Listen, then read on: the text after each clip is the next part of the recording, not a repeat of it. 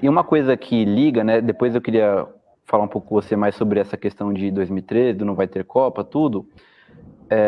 Mas esses setores, né, que participaram, que vem participando dessa guerra híbrida que você fala, né?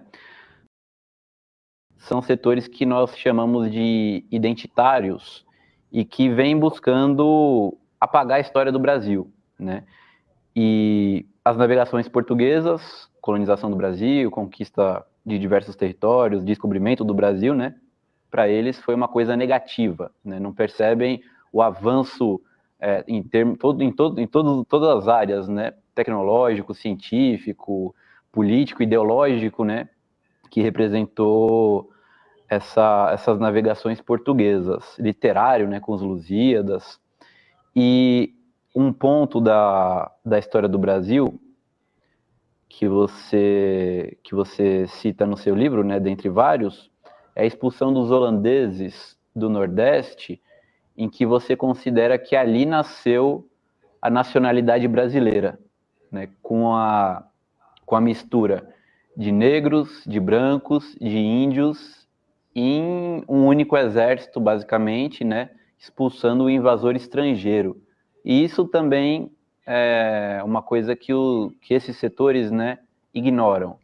Eles consideram que a chegada dos portugueses no Brasil foi um genocídio e que, pelo menos na minha opinião, né, a gente considera, portanto, que para eles deveriam haver raças puras, né? Inclusive, é uma semelhança estranha, né, com o próprio nazismo, né? Querem raças puras, sendo que o Brasil, como você bem destaca, é um exemplo maior, talvez, da junção de todas as culturas humanas, né, das raças humanas, essa miscigenação da qual a gente também precisa valorizar bastante, né? O brasileiro é o que é, essa coisa maravilhosa por causa dessa história, né? E querem apagar essa história. Eduardo, deixa eu enviar aqui um abraço aos internautas, aos que nos acompanham, um abraço especial ao Rogério Anitablian, que é um analista arguto da cena política internacional, da geopolítica do mundo, e que ajuda a formar e a educar os brasileiros em torno de temas tão complexos como é o da política externa e o da agenda internacional. Deixa eu lhe dizer a propósito dessa agenda do identitarismo. Quando aquele desorientado, acho que era neonazista, da Noruega, invadiu um campo onde jovens noruegueses acampavam e promoveu um massacre, ele escreveu um manifesto. E nesse manifesto ele cita várias vezes o Brasil como aquilo que ele quer evitar na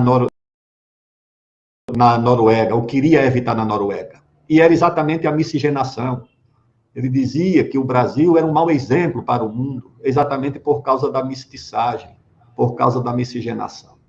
E, recentemente, na Nova Zelândia, um outro criminoso que invadiu uma mesquita e fuzilou várias pessoas, também cita o Brasil como um mau exemplo, exatamente por causa da miscigenação. E a miscigenação está na origem do Brasil, está no DNA, na certidão de nascimento dos mamelucos que povoaram o Brasil na sua origem, dos índios e das Índias com os portugueses. Essa cidade de São Paulo, de onde eu falo no presente momento, é a prova dessa combinação, dessa mistura. Isso aqui eram aldeamentos indígenas, que foram concebidos para serem povoadas pelos mestiços. O casamento da Bartira com o português João Ramalho foi promovido pelo pai, pelo cacique Tibiriçá, que protegeu a criação da escola, onde hoje é o pátio do colégio. As crianças, filhas dos portugueses com as índias, eram educadas pelas mães, falavam o tupi, que foi a língua dominante no Brasil até a metade do século XVIII. Falavam tupi. Não é por acaso que a toponímia brasileira, tudo no Brasil tem nome indígena. Essa cidade de São Paulo, o pessoal, mas é influência italiana. A influência maior foi indígena, meus amigos. Morumbi, Itaquaquecetuba, Itaquera, Guaianazes, Moca, Ibirapuera, Anhangabaú, Mandaqui, tudo isso é nome indígena. Tietê, Tamanduateí, o nome dos rios, dos bairros, tudo demonstra que eram aldeamentos indígenas. Batizados por quem? Por esses mestiços, pelos mamelucos que saíram pelo Brasil afora, batizando tudo com nome indígena, as cidades, os rios, as árvores, a fauna, a flora, tudo isso. Isso só foi possível exatamente porque, como disse o Gilberto Freire, o colonizador, no único caso do mundo, aprendeu a língua do colonizado. Os padres, o Anchieta e o Nóbrega, aprenderam para catequizar na língua dos índios. Aprenderam a língua indígena. Quando eu fui ministro da Defesa, fui lá na fronteira norte, na cabeça do cachorro, ainda encontrei índio falando essa língua geral, esse Engatu, que é a língua geral, é falada até hoje na Amazônia, permaneceu até hoje. Há tribos que falam essa língua geral. Então, o Brasil veio dessa miscigenação.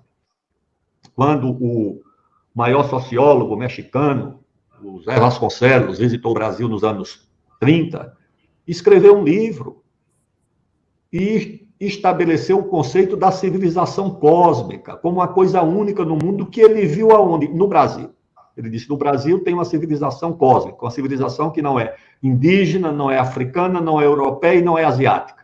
É a combinação de todas essas civilizações, é uma coisa nova. E fazia isso em contraponto à civilização americana, tão dividida entre pretos e brancos, tão separada, como foi o caso da implantação nos Estados Unidos de uma civilização europeia transplantada. A civilização americana é uma civilização europeia transplantada para outro continente. Aqui, segundo Darcy Ribeiro, nós criamos um povo novo, nós criamos uma nova etnia.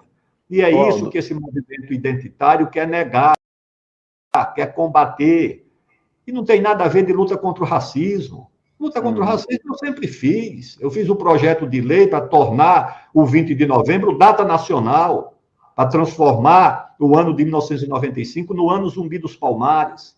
Eu não sei nem se essa gente que quer falar em nome da luta contra o racismo, se já foi aos Palmares uma vez. Eu criei a Cavalgada da Liberdade, Eduardo. Ministro do Esporte, criei a Cavalgada da Liberdade para refazer a trilha dos quilombolas lá nos Palmares.